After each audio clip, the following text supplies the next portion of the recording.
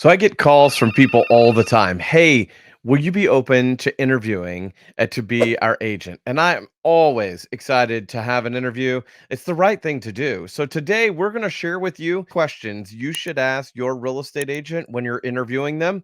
Let's get started. One of the first things that people don't always ask is, are you a full-time or part-time agent?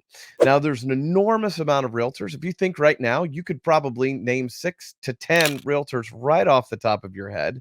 And yet, probably half or maybe even two-thirds are just doing it for investment, or they're just doing it for fun, or just as their side hustle. And that can cause a real problem depending on what the search is. And people don't always realize that. They want to help their friend, and they don't necessarily realize that they may not have all the tools, skills, time, or even capacity to help anticipate the issues that you're going to have when you're in process, whether you're buying or selling. So that's always a good question. And so then, when you're going full time or part time, you're like, hey, so how's it going? Tell me about your volume. Tell me about your workload. Tell me about your time block. How are you managing that? And that's always an interesting and telling conversation, right? You want to see that they've had success.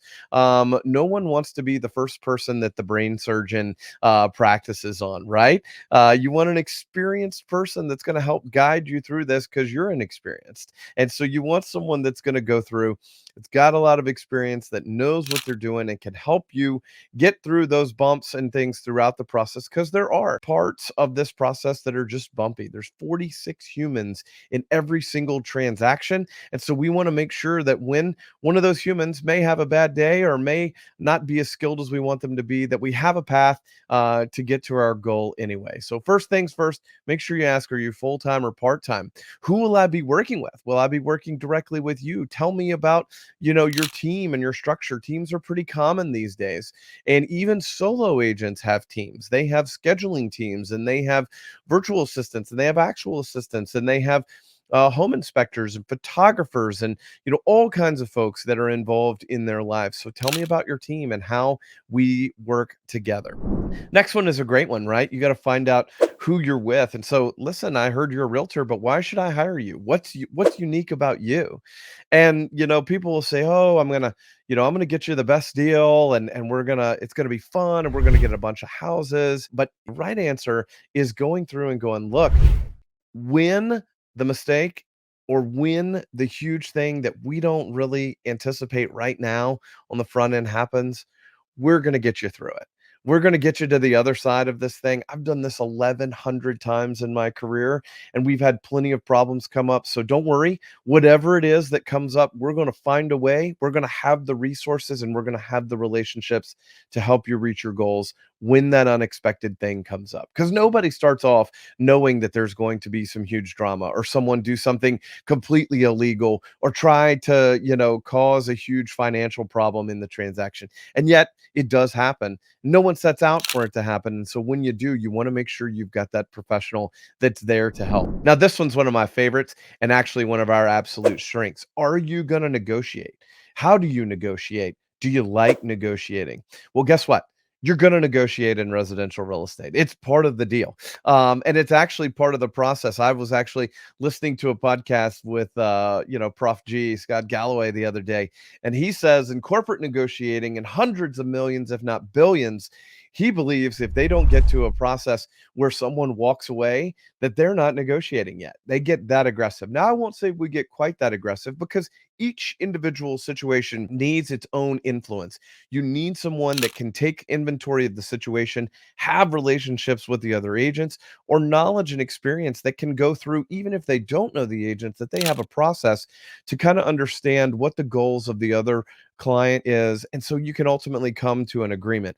A lot of people like to go in and just have to win. They get all of everything. There's no room for anyone else to win.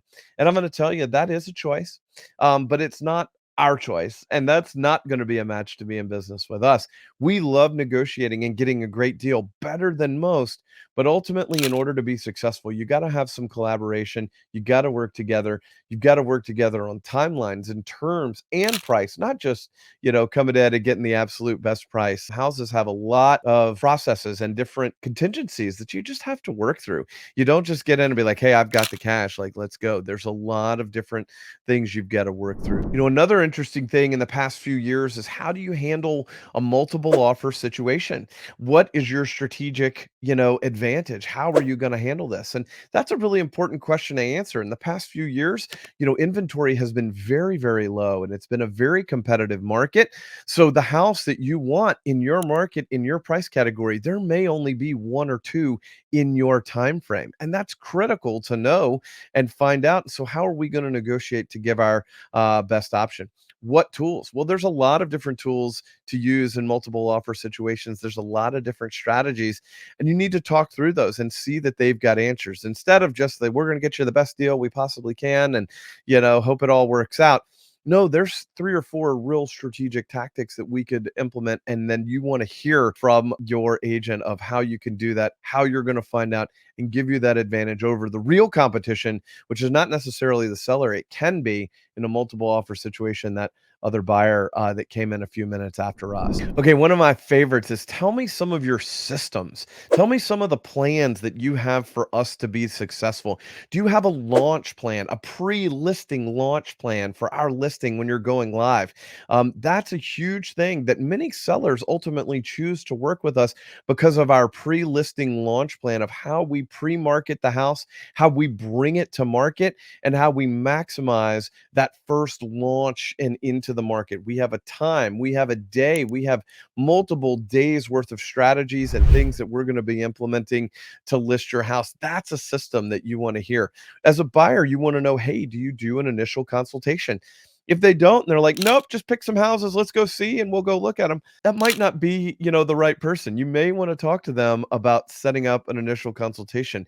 In our office, we and our team actually sets up an initial consultation that's all about you, getting to know about you, your five non-negotiables in the process that you have, the style, the geography, the location, your communication style that we're going to talk about here in a minute too. But that's like all key factors that we build into the process to make sure we're successful. We also have a secret part of our initial meeting, and well, we're here, I'll tell you. It's that we go through and set up our offer system and our electronic DocuSign. We go ahead and pre-enter you into our setup. So we and go through, and while we're doing this, we actually do our engagement to work together, and which is our engagement agreement, our employment agreement. And we go through and explain that, and we're using that to use our electronic offer process to go ahead and have that set up. I can't tell you how many times we see and have gotten deals over other people because we've been able to work more quickly because our systems were set up and we were ready to go. Okay, the last thing that we're going to share with you today, and it's one of my favorites, and it needs to be asked more often, is are you a good communicator? And how do you communicate? This is a really critical step because you never know if you're going to have the right person that's going to be able to mirror and match your communication style. So ask them, see what they say, find out who else is involved. In our company, we have three other people that are behind the scenes that are all about communication. And that allows us to have an enormous amount of capacity to keep up with the client's communication style. You may not like to talk on the phone and you only want to have email and text. That's not a problem. We can do that. You may work in a job that doesn't allow you, to talk on the phone during the day. So you have to be email based only. No problem. There's plenty of other people that don't watch their email at all. And they say, don't do that. Just text me or pick up the phone and call. And so we are real intentional in our process of finding out what your preferences are and having capacity to mirror and match that, because some people don't have capacity. If they're a part-time person and only call you back every 36 hours or so, then that is really going to hinder your process and put you at a disadvantage against the competition. So ask how they like to communicate. What's your preference? And how's this process going to go? We even get further into it, like how many experiences have you had? What did you really like? What did you really not like? And so going a little bit deeper into that really cements a great relationship and helps you have a true professional and helps you really get aligned with your goals and help create the best process possible as you go through this. Because Look, houses is it's emotional. It's your home. It's where your family's going to be. It's where you're visualizing celebrations.